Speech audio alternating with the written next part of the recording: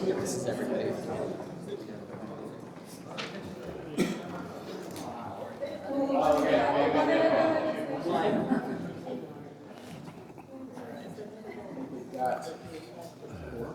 All set? Good afternoon, everybody. So we're here to celebrate an incredible legislative session and very importantly to thank our delegation for the work that they have done on behalf of our city.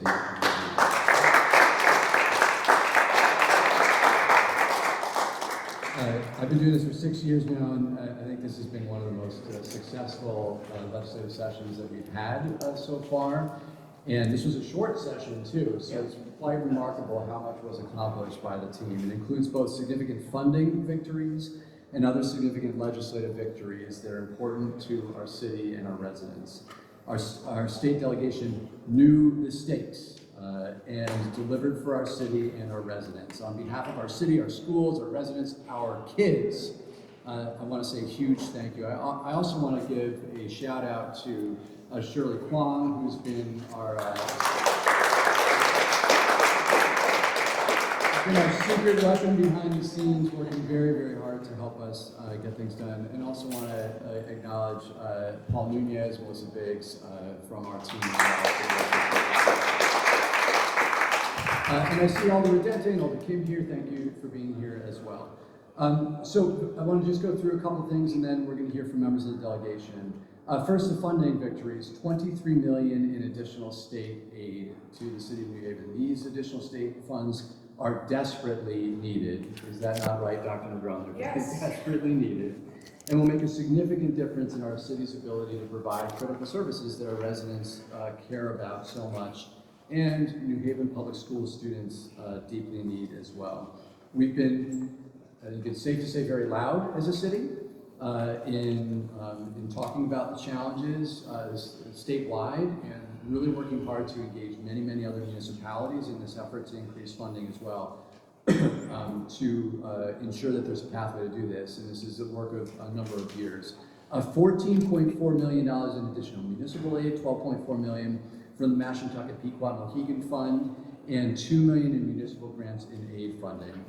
In addition, $7.6 million in supplemental education funding that will go to New Haven Public Schools, and $1.2 million in grants and contracts to support Elm City Compass Program, the crisis response team, and Fox and Boulevard Emergency Shelter, serving the city's most vulnerable residents. You heard our calls and you delivered.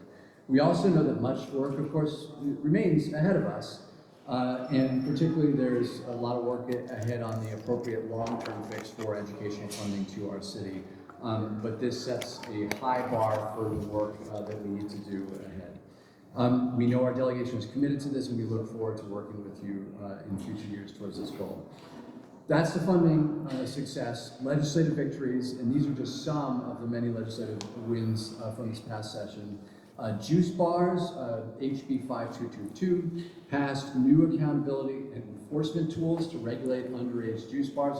As folks know, we faced a lot of challenges. I'm seeing a big smile on Alder Kim's face with this one here around particularly those 18 to 21-year-old parties downtown. And this will give us a lot of additional tools to help ensure that people can have fun, but they can do it in a really safe way and not a way that's detrimental to our city.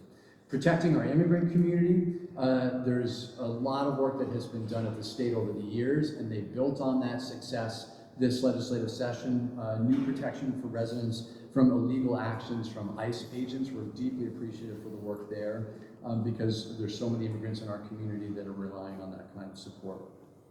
Microtransit, the legislature was able to secure funding to extend the city's microtransit pilot program, and that impacts a number of other municipalities as well. The program via New Haven is an on-demand public transit system that is a rideshare program, and we can see this program continue to grow and grow and grow over the year. March 2026 recorded the highest ridership month to date at more than 6,800 completed rides. So you can see so many residents are using this service. East Shore Annex and Tweed New Haven Airport. We secured new funds and community improvements for the East Shore neighborhood related to the proposed new terminal at Tweed New Haven Airport as well. Zoning enforcement. We strengthen our municipal zoning tools that we can use to help ensure the proper use of properties. We can now increase our municipal zoning fine from a $250 one-time fine to align with the state statute, which is $150 per day. So this gives us more tools to hold landlords that are not following the law in New Haven accountable. ADU sewer connections may seem like a small thing, but it actually can be a huge help to facilitating more people building accessory dwelling units in our city. Utilities may no longer require separate utility connections for ADUs, and that can potentially lead to a savings of around $15,000 to $30,000. And the final one that I'll mention is the fire inspection pilot program, a new 2-year risk-based residential fire inspection pilot program that we hope to participate in as well. I want to finish before I hand it over to Dr. Negron and the delegation by making a couple remarks about Senator Looney. As folks know, Senator Looney, this will be his final legislative session. I'm sure he will continue to be involved in New Haven in many ways, but hopefully not as many stressful ways. Senator Looney, a 46-year career. No one has worked harder or delivered more for our city than Senator Martin Looney.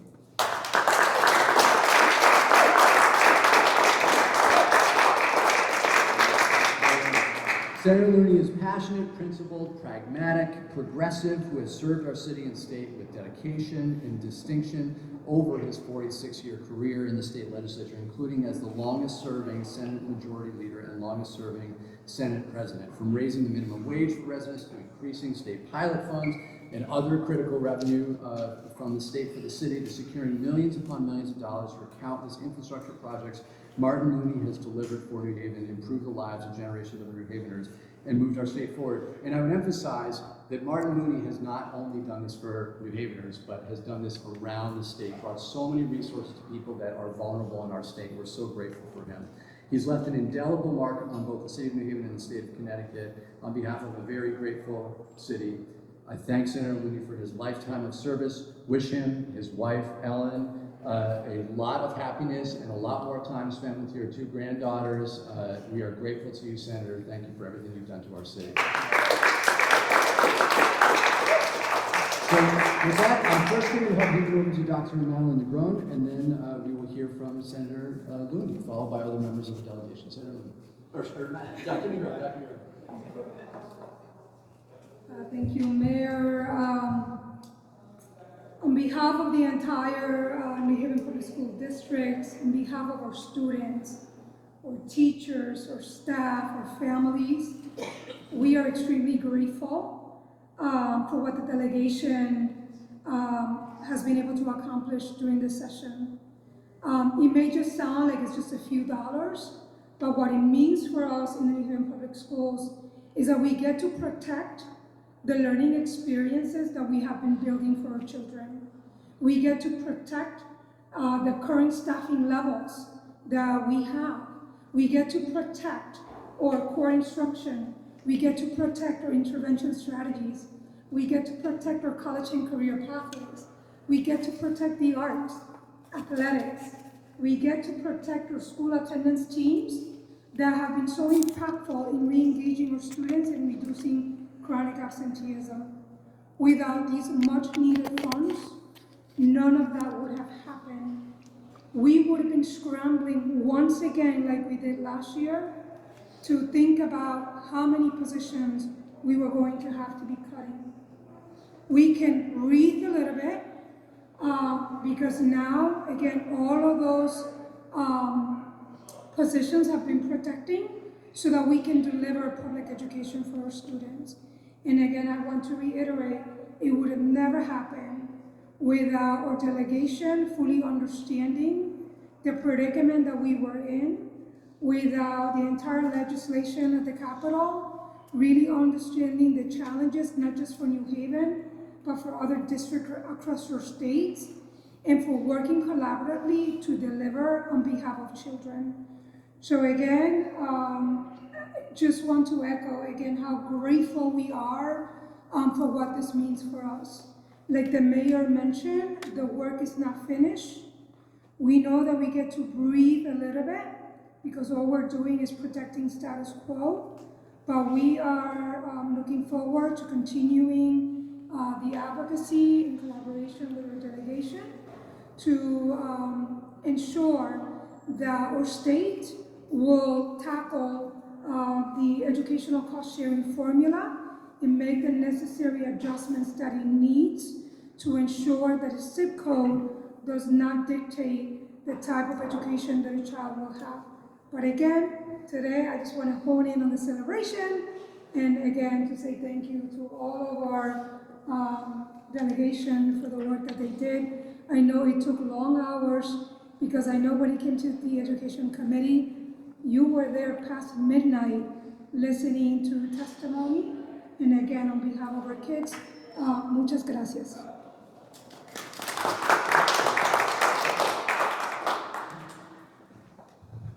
Thank you, Mayor. It has been a great honor to represent New Haven for the last 46 years in the General Assembly. Those 23 elections, first of all from the 96th House District and for 6 terms, and then for the last 17 terms from the 11th Senate District. So I've been very proud to represent what I think is by far the best city in the state of Connecticut.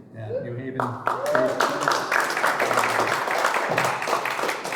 colleagues from other cities grudgingly admit that in private, even if they won't love it. But it is something that is absolutely true, and part of it is because I'm very pleased that the city has, the Democratic Party has chosen to send strong delegations to Hartford and keep them there.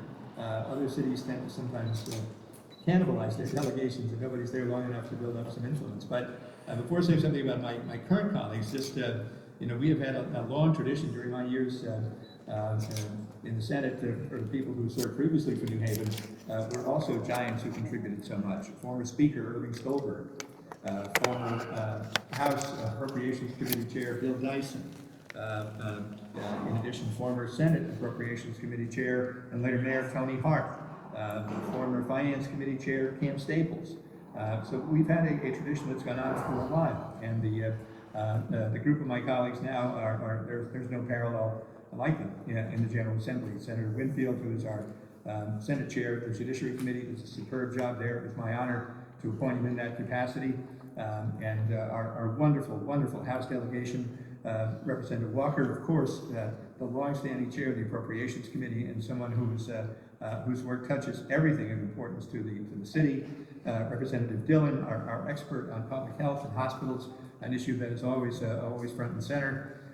Representative Paolillo, who I hope will be my successor in the state Senate, does a great job as Deputy Speaker. Carries on there, does so much good work with the Public Safety Committee and Finance Committee and others. Representative Candelaria, another longtime member, influential, and was recently elected national chair of the group of Latino legislators around the country.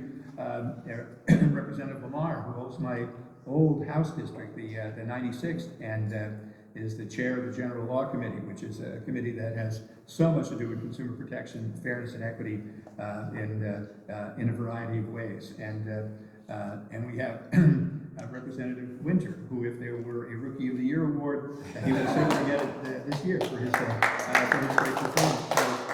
So it's an honor to be part of that group. Did I forget anybody? I mean, we did. Everybody was here, but this is really a group that is superb. And it was, I think, for the short session, a good session, because time pressure was on from the very beginning. But I think it's important to note that we were able to take advantage of circumstances and to negotiate with the governor on the issues of urban need and urban aid. And I think, as the mayor cited some of the numbers, but also mentioned, there was a significant increase again in payment in lieu of taxes. A number of years ago, in 2021, we were able to reframe the pilot formula to take need into account.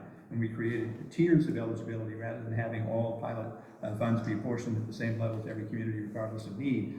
And that there will be an extra almost $4 million in new pilot coming to New Haven fiscal year 27 for a total of over almost 115 million. 105 million in pilot just for that alone, and it jumped from 45 million to 95 million back in 2001 when we changed the formula. So there is a lot that is here, as the mayor mentioned, significant increase in education funding. Also, other municipal aid coming in the category of using the formula of the Mohegan and Pequot Fund, which is targeted toward urban areas in need. That is critically important. More money for adult education, more money for special education, the SEED grant program, which will give New Haven almost $2 million next year. Various kinds of supplemental education aid, town aid road, and a variety of things that in the aggregate will mean about $26 million in brand new money for fiscal 27 above fiscal 26.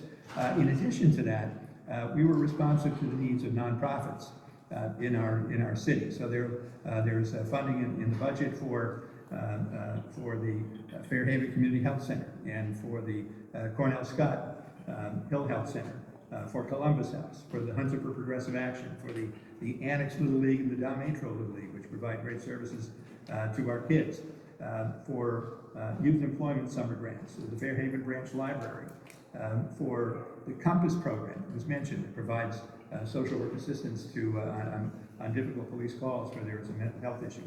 That's at $600,000 there. Continuum of Care, over $900,000 for that project for the housing on Route 80. And money for our youth programs for New Haven Youth Soccer and for the Arte program that provides significant community art in the Fairhaven area and others. Those are just some of the nonprofits whose needs we've also reflected this year. Also, since the advent of the SIF program, over the last several years, we've been able to bring in a lot of capital grants, both to the city itself and also to nonprofits within the city. So again, it's a great honor and pleasure to be here today. I want to thank Mayor Elicker for his advocacy. He's, I think, the most effective urban mayor in testifying in Hartford and being an advocate up there. And my own view is that it has been such a great blessing to serve with such wonderful friends and colleagues over the years. But as my law partner Jack Keyes said to me, it's better to jump before you're pushed. So thinking too that it's a good time, but also I have the sense that there's still, I'm very grateful there are many people encouraging me to stay. I'd like to have that be the case before there's a larger number encouraging me to leave. So my wife has been lobbying for this since the COVID pandemic 6 years ago. So it took 6 years till I finally listened to her. But I intend to stay active in every way I can as volunteer at the city and the Democratic Party, teaching as an adjunct part-time at a couple of different colleges, and still practicing law as long as Jack Keyes wants to keep the office open. So that's it. But this was a particularly good session because the short session is always demanding. Technically, the requirement is just to amend the second year of the 2-year budget that we passed in the previous year, in 2025. But this year, we took on a much more ambitious agenda than is normally the case in an even year adjustment. So again, thanks to everyone here for their help, their friendship, their advocacy over the years. And it's hard to say that 46 years has flown by, but it actually has. So thank you so much.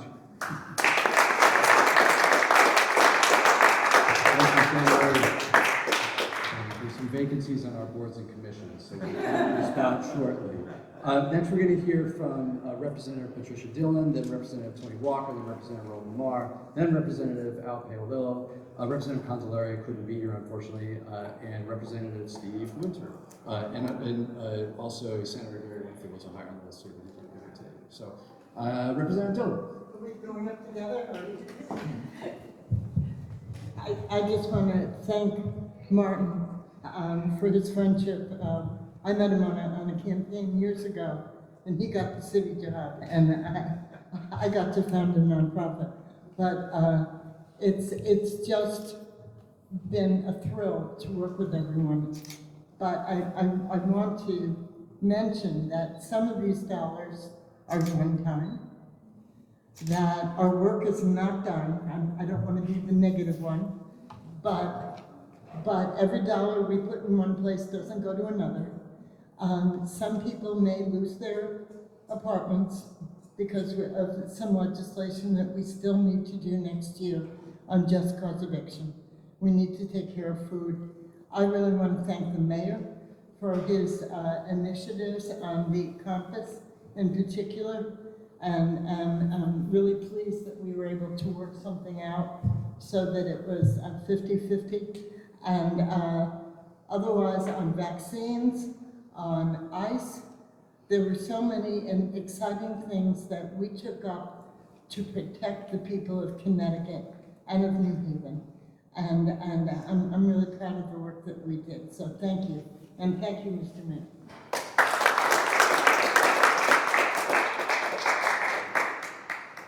I want to thank the mayor and his staff for your tireless efforts of always being at my door knocking and always giving me papers and saying this might be good. But I also want to thank my delegation. Working with this delegation is probably the best thing that's ever happened to me because we work hard. I get choked up because I talk about this, but the fact that the dean is leaving is really scary, because he's always there and helping us and understanding because of his experience, both in Hartford and also in courtrooms too, because he brings both of those things into being. But we work hard to make sure that we hear our constituents here in New Haven, Hamden, East Haven, West Haven, the region. We are not just New Haven, we are a region, and it's very important to understand that, because there's not, the dividing line between the towns is not there. We all live together and we all need to thrive together. The budget that we brought here to New Haven is wonderful. We worked hard at it. It addresses the things that we heard from all of the people around here. It addresses the needs for eliminating the need to increase any mill rates this year because of the fact that people can't afford it. All you do is turn on the TV. The cost of living is continually growing. People are saying families are spending more than $260 a month just to buy food. So we have to be sensitive to that. We know this is a one-time, but it's a beginning. We have to get through some of the elections around the country. We have to change a lot of things, but we need to understand that this is the direction that we want our cities and our towns and the state of Connecticut to go. Education is very important. As a child, the only thing that my parents ever reminded me was that you must have an education. In order to be equal, we all have to have that opportunity. And that's why it is important that we take our time and do the addressing that Dr. Colon talked about. We have to change the formula, but we have to be serious about it and we have to make sure it's firm. So I come here and say thank you, but I really want to say thank you to Martin Looney, who has been amazing. He is always there with one idea that is nobody else has thought of, and he sits quietly in his chair and he waits till all of us say our little chatters, and then he says, now this is the best thing that I think should happen. And then we get a baseball story after that, you know, so he makes it a little easier. But he has been amazing for me, he's been amazing for my colleagues, because he has given us the chance to actually grow and demonstrate what a delegation can really be about. My guys here, I mean, Gary, Roland, Steve, Al, and Pat. I mean, it's great. And you know, we also have another little sister from West Haven, Trinae McGee, who gets involved in us too. So we say instead of 7, we really have 8 members. And so we keep getting grow. People want to be part of New Haven. And when you come up to Hartford and you say, I'm here to meet with the New Haven delegation, it has water. It has a lot of water, and that we want to continue. So next year, we're going to continue this. It may be one-time funding, but we're going to continue working in the direction that everybody wants us to do. And that is what we are committed to have. Thank you very much. I think this embodies the idea that success has 1,000 fathers and failure has one. I want to thank the mayor first and foremost for being the one who's willing to risk the failure. I think it goes a long way to start these conversations a year early and say we're going to set the bar high for you. We're going to be out there every day, every week, every month fighting for additional funding, changing the conversation at the state level, risking that failure, being willing to do that, being willing to step up and say this is what matters right now and I need the state to listen. It's a hard role to play. You play it really well, and it is greatly appreciated. So thank you, Mayor, for being the one who's willing to risk that failure to make it easy for us to all claim the success. But it is a remarkable success to look at this year has accomplished. Constituent after constituent, no matter which district you live in, whether you're in East Rockford, Worcester Square, downtown in Mine, or out in Westville and Pat's, or East Shore and Al's, no matter where you are, Dixwell, The Hill, Fairhaven, throughout the city, people asking, can you help? Can you help? They don't want to put the mayor in a bad spot of having to raise property taxes again. They reach out and say, do whatever you can to make sure the mayor doesn't have to raise property taxes. They understand the connection between both the state and the local level. They want to make sure that we're doing our job to make it easy for our colleagues on the Board of Alders and the mayor's office to protect what they've got, which is their equity in their home, which is an apartment they can afford to rent. And every person that we talk to thinks first about that. Don't want my landlord to have to raise our rents. Don't want to have to increase the amount we're putting into property taxes. Don't want to have to send our kids to a school where the roof's caving in or there's mold in the classroom. I've got 3 children in New Haven public school systems, so we hear every day from teachers and principals, parents and students about what we need inside of our public schools. So I want to thank the superintendent for also holding us to a high bar that we seek to achieve. And the success today isn't because we had a conversation last week about what the city needed. It came from months ago hearing where the Board of Ed's challenges were going to be. It came from months ago hearing about where the city's challenges were going to be. It came from an open dialogue that a lot of us have with, whether it's engineering or transportation, whether it's in Eliza's offices or whether it's in Mike's offices. We know the challenges that the city is confronting and what our obligation is to help meet those challenges. So thank you for, again, being that person willing to risk the failure, but thank you for having such a talented, incredible staff who's able to push us forward, explain what the challenges are, and show us what needs to be delivered. And again, I want to echo the congratulatory remarks on behalf of Senator Looney. Has been a remarkable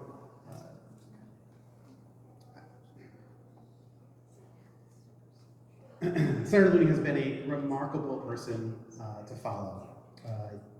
His diligence, commitment, honor, respect, his willingness to step forward on times where we're lacking voice, or we think we may have lost the fight.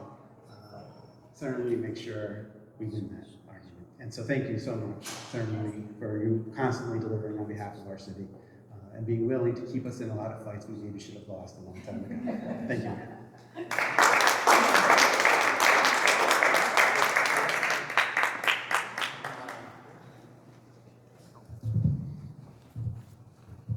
Thank you, Mayor, for bringing us all together today, and for your staff and continued joined by my colleagues and the superintendent. There's a lot that's been said, and there's probably a lot that doesn't have to be said at this point, but I'll start here. In February, when the governor had his address to the legislature, a lot of affordability and a lot of the talk centered around rebates. You might recall that 14, 15 weeks ago. And that's where the discussion began. And over 13 weeks, there's urgency. We knew what was needed. We have heard from folks throughout, from municipal leaders. And the discussion changed. And it changed because of great leadership that we have right here from New Haven, representing New Haven and Hamden, Senator Looney, Senate President, and our Speaker of the House, to be able to change the conversation. To be able to say, we need a budget and we need revenue increases to meet the moment right now. And I think more than anything, the $30 million today, as I sat in 2 management team meetings last night on the east side of the city for about 3 hours, and folks are concerned when they send their kids to school. And the 18,000 students that are there under the supervision and the leadership of Dr. Negron and her team and the couple thousand teachers, can they afford to remain in the city of New Haven? Folks that are on the other side of the spectrum that have raised children and now grandchildren, can they remain in the city for their years during retirement to be with their families? And this budget and this revenue does meet the moment in many regards because we're taking care of all of New Haven. We're taking care of all the municipalities and towns, suburban and rural, in the state of Connecticut, because of the leadership of Senator Looney, our approach chair, Representative Walker, and the whole team that you have here in front of you right now. And looking at the advocacy from the City of New Haven there, your team, certainly Shirley and Paul, who communicate with us all of the time, but it's your city department heads, that we see the work that's happening, your coordinators, that we see the work that is happening on a daily basis. And I would also say the Board of Alders, to include, this is a team approach that sets the priorities, but it's a team approach that actually works through the process to get to the results and the outcomes that we all want to see. And having spent 15 years in the chambers on the other side in this building, we know how difficult it is to establish a budget and then to be able to rely on something that you don't know is going to happen in May. Having assumptions in February and March, and so your team has been there throughout, they've been consistent throughout, and I think these are numbers now. Talking to residents over the last week since we've been back, we meet the moment for both education, to be able to continue the good work that's happening in New Haven, but the services. I enjoy a great police lieutenant, Lieutenant Matt Brzezinski, on the east side of the city. And he talked about a response that had to happen last week in an unfortunate incident in one of the communities that I represent. And he mentioned 10 different departments that were able to respond within 15 minutes from the city to have a collaborative effort to have a better outcome than what the call came in as. That's what we want to support. The good work that's happening on the ground every day in every community in the city, providing the services, but increasing and plussing up on services. Our folks deserve more. Our population is increasing, and these are dollars. We talk about it as $30 million, but let's talk about the 136,000 people every day in this city that is going to continue to help live, stay, and remain in the city. And that's the ultimate goal, is to grow, but also to do it responsibly and to do it with the services that the people deserve and that we want to offer and fulfill. And I know that your administration is out there doing every day. So I'll close with this. I've served 15 years, I said, in the aldermanic chambers. This is the best team that I've ever been part of. The 8-member delegation from New Haven, Pat, and Steve, and Roland, Senator Louis, and Tony, and Gary, and Juan. We work together, and we are the delegation that everyone looks to because of our togetherness, and that's why these results come in. Senator, I have to correct you on one thing. No one can succeed you. You're irreplaceable. We often, as a society, look at entertainment and athletics for those we want to call legends. We should aspire in public service and professional service and whatever you do every day when you wake up, to aspire to the level of service that you have attained over the 46 years representing us in New Haven and Camden, but your policies carry beyond that. And you've been a mentor and a friend to all of us in the delegation, and we're so fortunate to have you here in the city. We're fortunate to be able to call you at any time of the day. And you know what, you're always going to be a friend to the city and someone that we rely on. And in our district, he gets another name besides Senate President, and that's Senator Potholders. And it's someone that you're a leader in Hartford, but you're always on the ground here in the city, and we can't thank you enough. Your leadership got us here today with $30 million plus. And the team approach that happens from the city is led by you, and it's a great outcome. We can't thank you enough, and on behalf of the delegation, but also the folks that we all represent. They say thank you, and we say thank you. We thank the city employees and the city staff that are here, and the mayor and your leadership, and Dr. Negron's leadership. We do this all together, and obviously today, we're always better when we do it together, and to deliver this result, it's extremely, extremely gratifying. Thank you.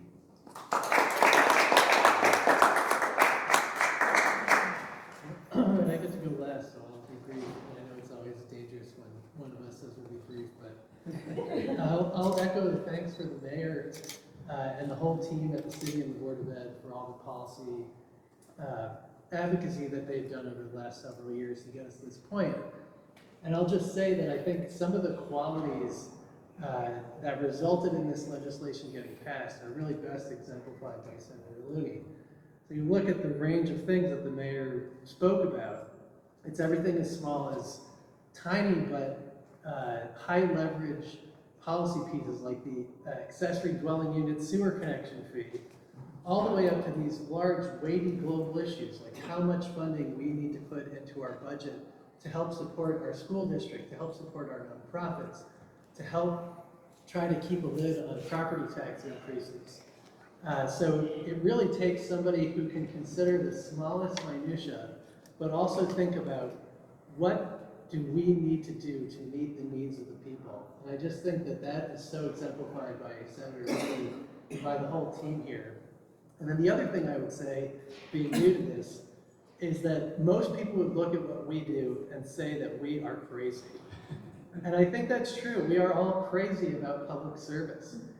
It is no exaggeration to say that we're putting in 15, 16-hour days. And I'm getting rides home and getting home at 1:30 in the morning from Representative Lamar. I mean, you have to be absolutely dedicated to this work. And so I think we share that passion for public service with the whole team at the city. And I couldn't be more excited about the work that was done and where we ended up this session. But want to underscore that I think that just so embodied by Marty and by all the work that he's done over his tenure. So I just want to give him one more round of applause. I know we've given him 4 Thank you, Mr. Mayor. Before we open it up to questions, there's some final comments from Shirley Cohen.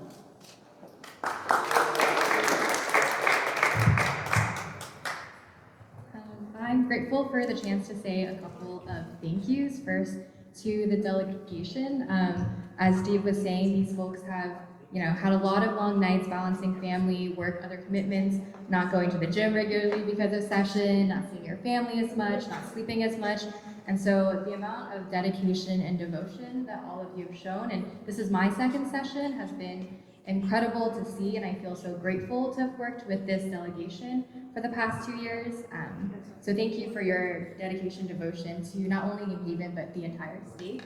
I think second, I want to thank all of our staff and our partners. There are so many folks that have gone up to testify and advocate, from Haley Simpson, our new traffic transportation parking director, who came to advocate for microtransit, or Brown, zoning fines, so much of our fire department, police department, our community resilience department, our coordinators, of course. As the mayor said, our city is loud, and it's because we have so many people who are so passionate and dedicated to the folks who live in the city, who want to go up and represent what is best for us. And then I want to close with one of my favorite days in the Capitol every year is the day that our students come up. Last year, it was our students actually themselves taking themselves up by train. It was around 80 students, led by John Carlos and Janiley, the student reps on the Board of Ed, who hopped on the train themselves with support from other partners like New Haven Rising, New Haven Federation of Teachers, Connecticut for All, and they came and advocated at the state capitol. And then later that session, we were able to expand that to 4 to 5 districts with around 130 students. And then this year, we had around 9 districts with almost 200 students who came up to testify at the Education Committee hearing. That took probably until, I think, 3 a.m. But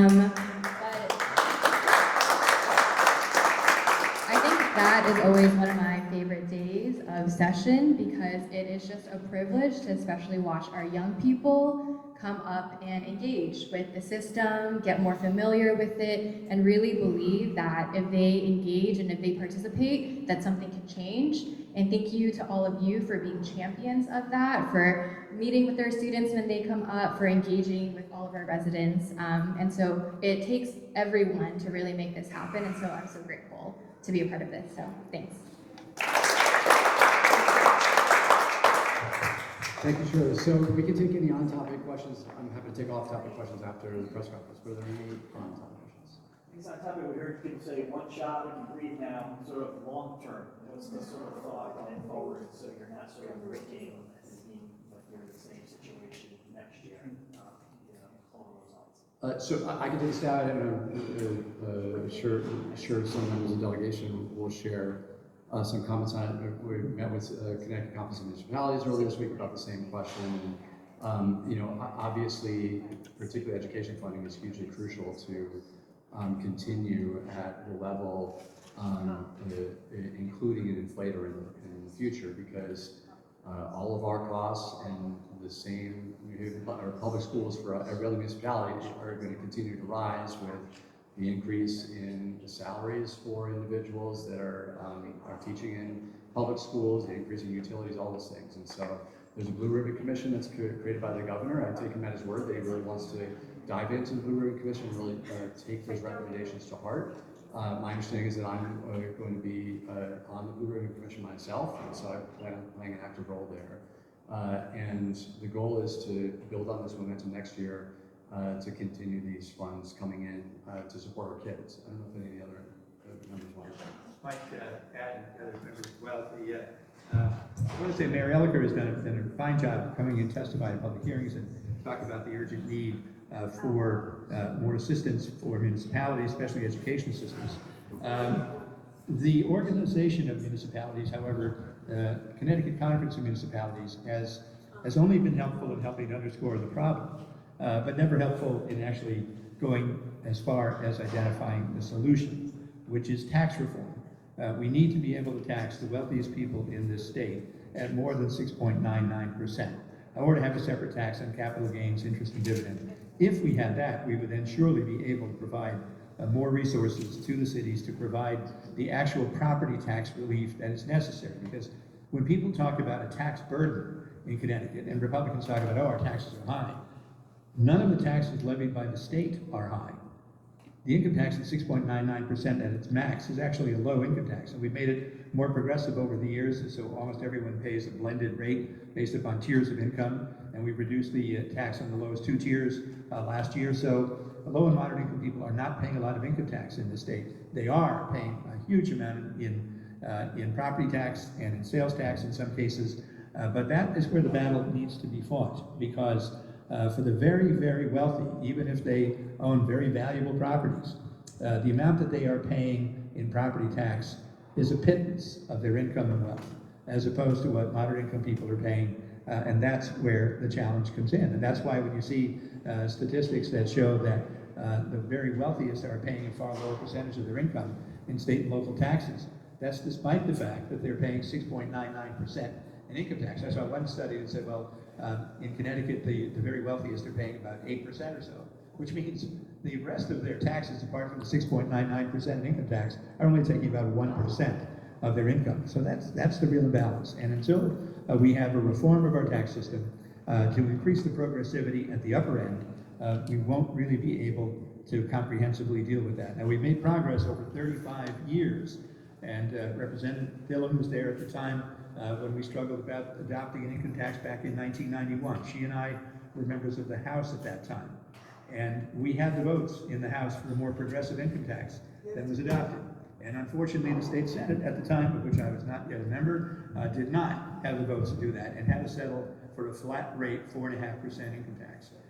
So what we've been doing since then is struggling for the last 35 years to make the state income tax more progressive. And we have succeeded now substantially to the point that the tax is progressive, except at the very upper end, where we could raise a substantial amount of money by a modest increase, either in the top marginal rate or in the tax on dividends and interest. So that's the fight that my colleagues will continue into the next session and beyond, as well as when they engage with the governor for the new budget that he has to present for the next biennium, starting in January of 27. So, but I wanted to point out, because all of this is, the property tax is at the root of so many problems. And that is where our challenge is, and that is where our limitations have been in adequately addressing municipal need. So, thanks very much. Well, of course, the guardrails too, which have made it difficult, but we needed more flexibility on the guardrails that we had to adopt back in 2017. But there are guardrails, and we need the guardrails, We just don't need a straitjacket. That's the difference. 27. We're gonna work on this. Thank you. One warning about what's to come. I really don't want to be the bummer of the party here, but at one time, your state and local taxes were deductible from your federal schedule. That was eliminated, or that was capped at $10,000 by the GOP in Washington. This year, that cap was raised to, I think, $30,000 or $40,000. I'm just thinking here. That means that some zip codes in Connecticut, the homeowners will have an extra $30,000 or $40,000 in their pocket because they'll be able to deduct more. And 2 zip codes away, people won't be able to feed their children or pay their rent. So that won't be my fault, Martin Looney's fault, it won't be the mayor's fault. It will be the consequence of bad policy. But we're going to have to deal with the results. We are facing a potential of an increase of a wealth gap. And as Senator Looney said, we should be thinking about some kind of a tax on wealth, whatever form. I don't serve on finance, but it's not fair to the children of our state that they have to struggle for food when neighbors in the next town are going to have more money in their pocket. Other questions? I just have one question for Dr. Navarro. I know that you mentioned broadly some of the things that were preserved. There was some coverage about potential cuts to bus routes and things like that. Are you able to speak to specifically what budget gaps are being filled by this? Thank you for the question. Again, this budget that we have proposed maintains status quo. We still have to seek efficiencies in our budget.